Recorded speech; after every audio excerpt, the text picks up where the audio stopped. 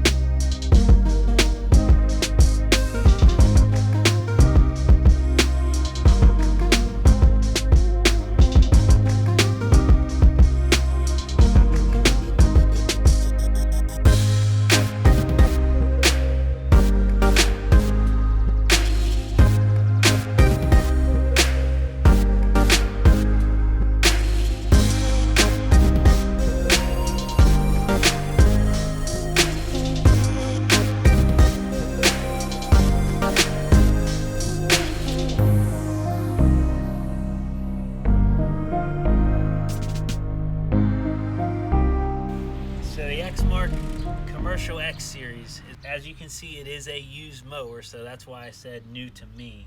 But this is a mower that I've dreamed of owning myself for decades. I've always wanted to own one of these. This was one of the primary workhorses of the lawn care company that I worked for. And I don't just mean X-Mark 21 commercial mowers, I mean the whole gamut. Standards, commercial walk behinds, zero turns. It was always all X-Mark all the time. And dependability and reliability of going out and using this branded equipment, cutting 100, 120 lawns a week all summer long. I don't need to. The pedigree speaks for itself. I know the FJ 180V in and out. She's a little rough around the edges, but these mowers are workhorses. I'm not worried about any of these little scars and scrapes. That just means she's tested. So we'll get through this season with, you know, this mower the way it is, and then over the winter dormancy period, I'm gonna break her down, repaint everything, replace anything that's boogered up. For example, you can see up here there's some remnants of some oil leaking, and that's okay. Either it broke off or they purposely cut it off, the protecting bar that used to protect all this. And then what you can see here is a dent and a huge dent. So the gasket here is from this being pushed in and dented in, and then the gasket that sits right behind here, that's where it's leaking the oil from.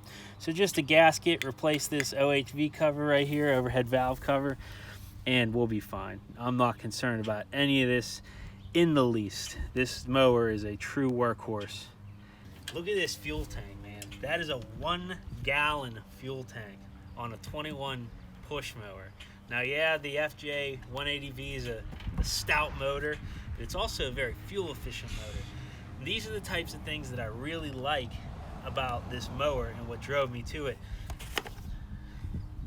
The dual stage air filter, which is really easy to replace and clean. Everything has such great access because it's tailored to the commercial guy that can't spend time on maintenance. Time wasted is money lost. So, I mean, the fuel lines, the oil filter, everything is just so easy to get to on these FJ motors.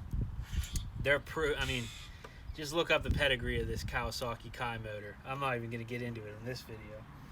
But this is her, man, and I like I said, this is like buying a dream car to me. Like, I've always wanted my own commercial X series, and now I finally have one. See here, no frills, standard bail controls, machine engagement, drive. That's it.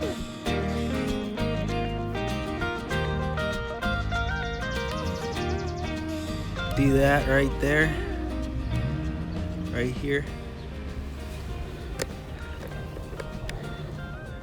right there, right there, right there.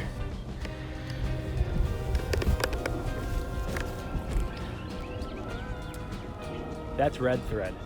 That's right, red thread on, what is it, the 3rd of April in Pittsburgh. Red thread. First things first, I gotta get a cut done.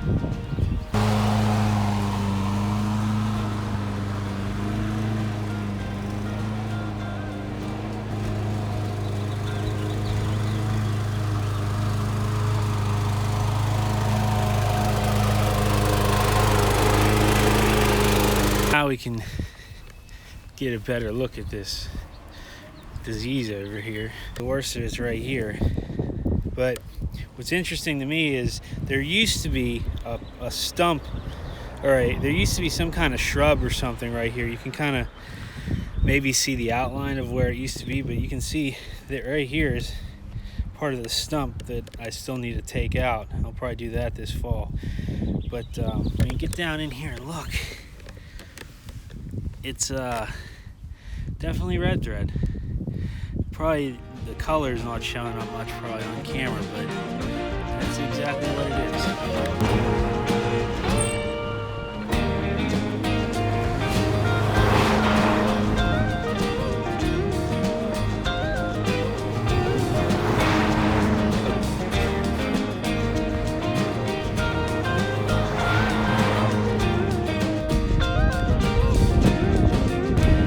Products yet, except for diamine, so no NPK, no Green County stuff. That's just natural. And we saw from my soil sample that I'm very low on nitrogen, which is probably one of the reasons for the red thread. But I'm pretty happy about those stripes for the first cut with the X Mark. Got to get used to it. It's a bigger machine. So I decided to bring it inside because the camera's just picking up too much wind. It's not really that windy out today, but the camera's just picking up too much wind. At any rate, we finished the cut, and while I was cutting, I was really paying attention to if I saw that red thread disease anywhere else throughout my stand. And I'm glad to say that it's nowhere else except for that one area. The area which I showed you where we see that red thread in zone 1 is the same exact area last season that I had red thread. And that makes sense because red thread can stay within a soil structure for years if not treated. Last year was my first year treating for it, my first year on this property, so it makes sense, and I think throughout time we'll be able to take care of it. I got to thinking about it, and I remembered that I had a bit of Scott's Disease X left over from last year. This is a granular with a main active ingredient of azoxystrobin. So this is 0.31% azoxystrobin. The good thing about this is that we're going to put this down in granular, and azoxystrobin is a really powerful product. To get azoxystrobin in a professional liquid grade for just 32 ounces, you're well over. This propiconazole for 32 ounces was like 30 some bucks on Do My Own, maybe 40 bucks. If you got 32 ounces of azoxystrobin liquid, you're looking at well into 150, 200 bucks. So it is a really great pro grade product when you buy it in a liquid. But the reason I think a liquid is overkill is because when I apply liquid fungicides, I'm doing blanket applications. I have just enough of this granular left over just to do zone 1. That's all I'm doing. I'm not concerned about red thread in any other part of my lawn as long as we keep up the cultural practice of bagging our clippings when a disease is present. All that being said, we're going to put the Scott's Disease X down at a 4-pound rate, which is the curative rate. And on the Scott spreaders, it's recommending a 3 3/4 setting. I usually bump it up a little bit, so we'll go with 4. So 4 pounds per 1,000 for a curative rate at 3.34.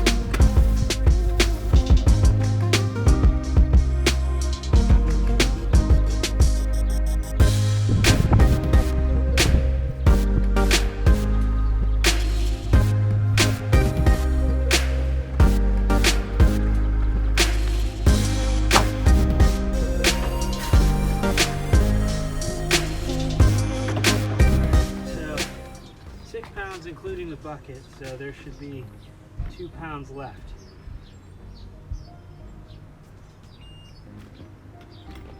And we're at 2.5 pounds.